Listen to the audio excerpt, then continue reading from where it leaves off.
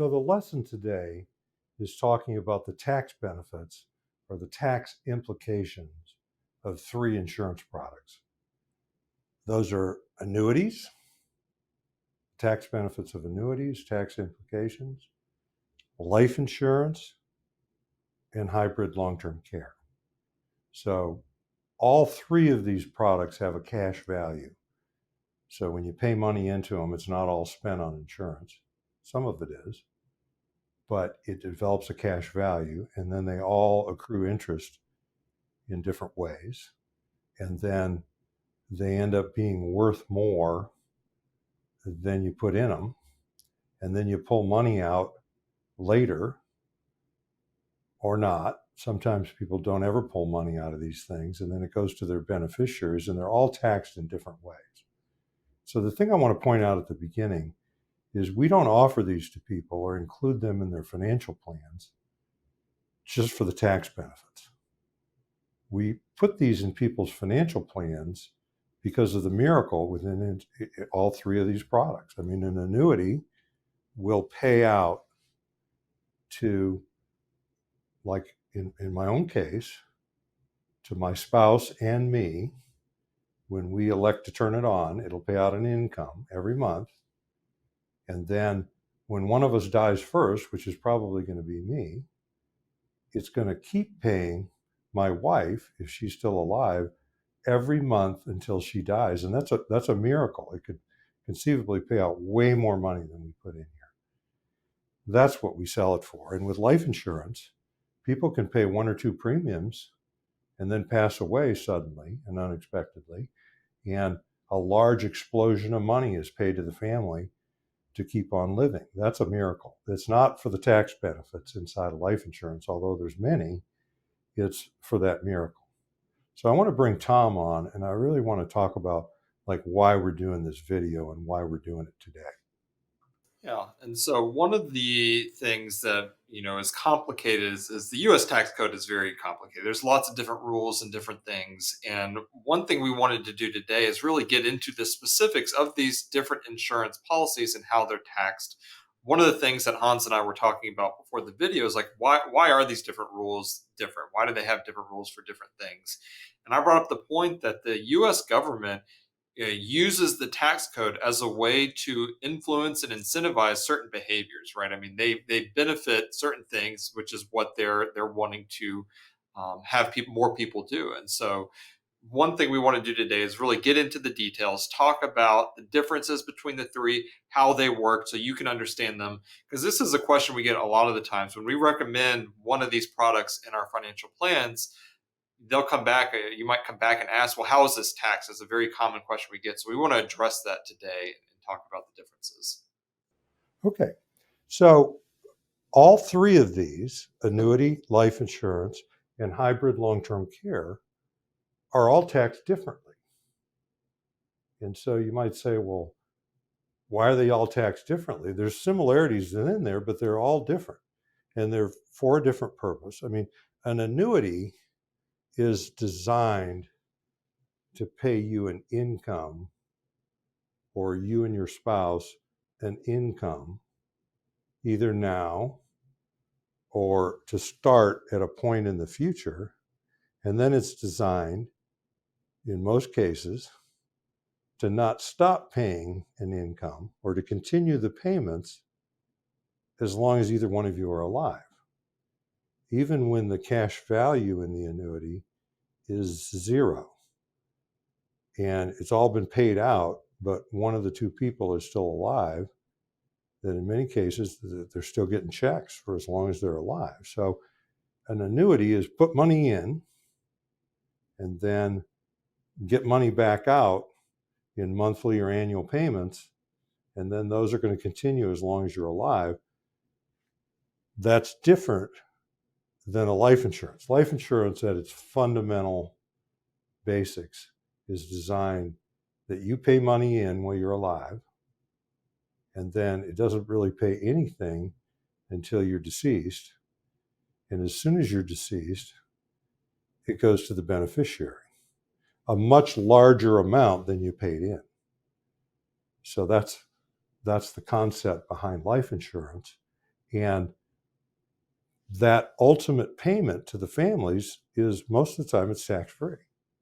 So when people buy life insurance for what it was designed to do, which is pay off at death and to pay a lot more money to the one that died early than the person that lives to 100, and pay a lot more money quicker and a lot more money relative to the amount of the premiums paid, it's all for one kind of a thing. And the government put a whole bunch of tax incentives into life insurance. That one being the first one, is that beneficiaries get the money tax free. And so then the life insurance industry and planners like us figure out ways to stuff money into life insurance, have it enjoy those same tax benefits, but yet access some of this money while you're still alive, or potentially access some of it, and to do that tax free. Okay. And most of the life insurance policies, or all of the life insurance policies that we design here at Cardinal, are generally, we don't intend for the people, our clients, or you, to ever pay tax on the money, whether it's just left there and for your beneficiaries, or whether it's a building cash value, and then the interest that's accrued that would be taxable if you just drew it out. We plan for people to access that accrued interest or that gained interest tax free, because we're going to do that through policy loans. So this one's taxed differently than this one. Annuities are taxed one way, life insurance is taxed another way. And then the hybrid long-term care, which is generally life insurance long-term care. And the life insurance is there for, if you don't ever use it for long-term care, it pays out to your beneficiaries as a big death benefit that's tax-free. And if you use it for long-term care, it's designed to pay out way more money than you put in, month by month by month, for a long period of time. And that's all designed and will be tax-free if it's set up properly. So this one and this one, the life insurance and the hybrid long-term care, we're designing those so that you never pay tax on anything out of them, whether it's the beneficiaries or you getting the money. Annuities are either an IRA. So if you take IRA money and you transfer it into an annuity, then the annuity is really an IRA.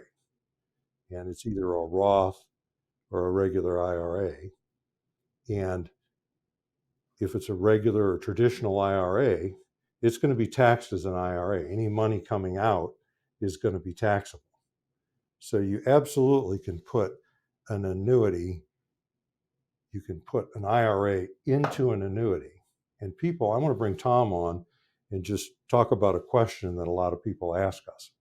Yeah, I mean, so one thing to know is on this board, the IRA and the annuity are really the only ones that can mix. You cannot purchase life insurance with IRA money without paying taxes on those funds first.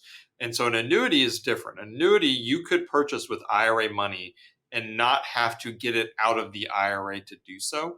That initial transfer is not a taxable event. So you can roll the IRA to the insurance company. That you don't pay taxes on that transfer. And then it's treated the same rules around any other IRA. It's treated the same way at the insurance company as when you do eventually take money out, that income, 100% of it is taxable in that year. You also have the same RMD requirements. All the rules around IRAs are still the same at the insurance company.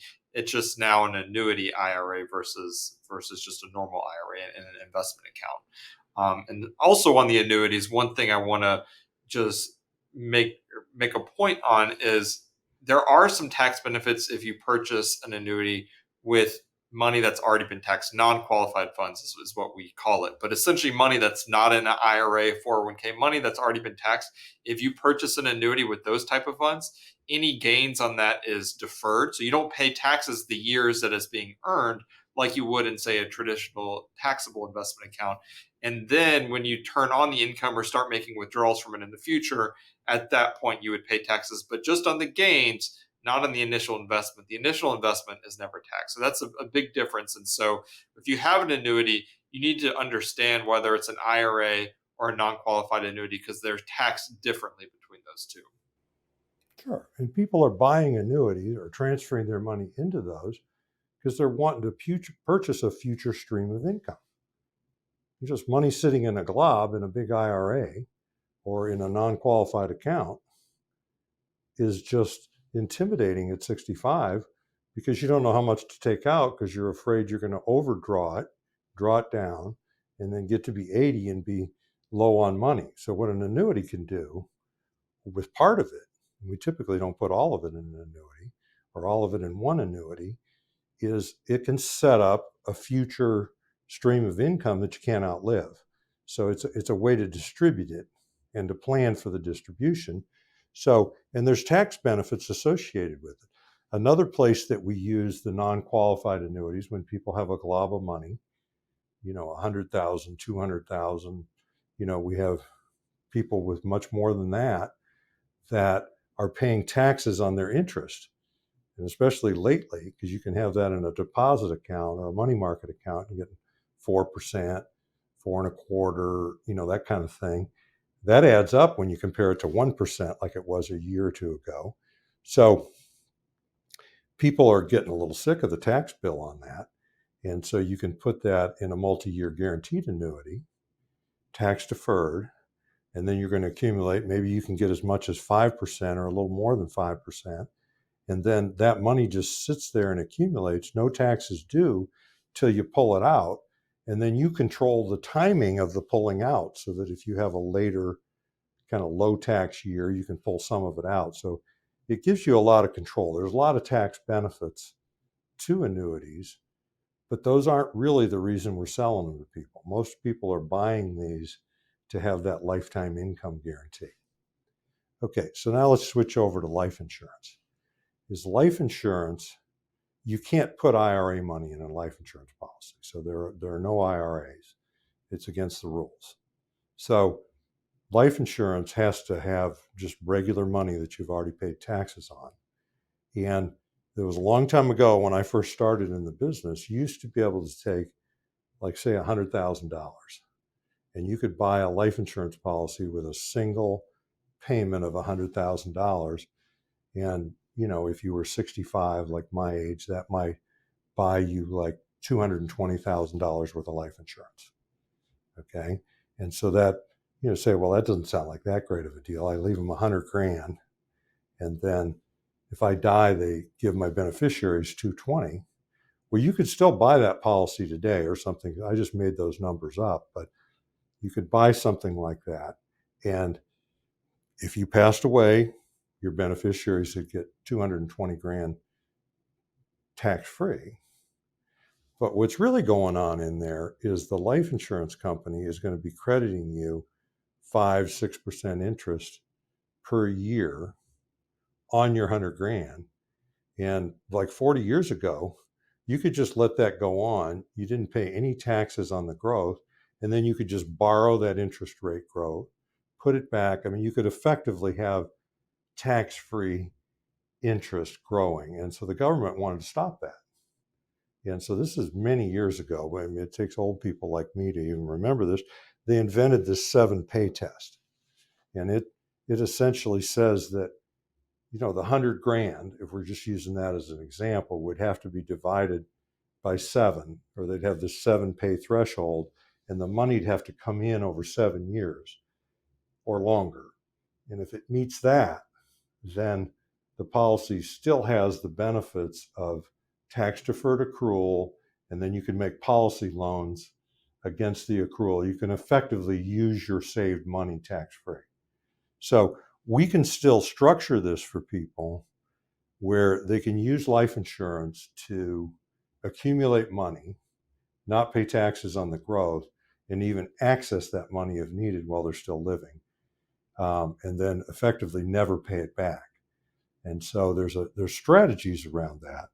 But we're not going to sell people life insurance unless they actually need the ultimate death benefit, because a lot of people that buy those policies to accumulate throw the money in there. They stuff the money in there for the tax advantages, but then they never pull it out.